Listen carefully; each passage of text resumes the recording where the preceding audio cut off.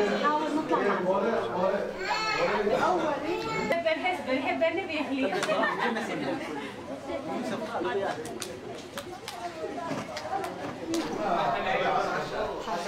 ما نقدر نقول اسمه جورج من ايدينا، ما نقدر نسح له ابو سمره، وانا اسمي سوريا، بنت اخوي اسمها دعاء.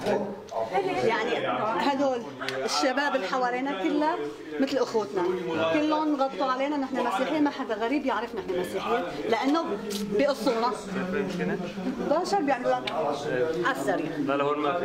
ايه الحمد لله، هو لانه ما في هون نحن جينا لعندكم. حرموني من اهلي 4 سنين، صار لي 4 سنين مش شايفه امي وابوي.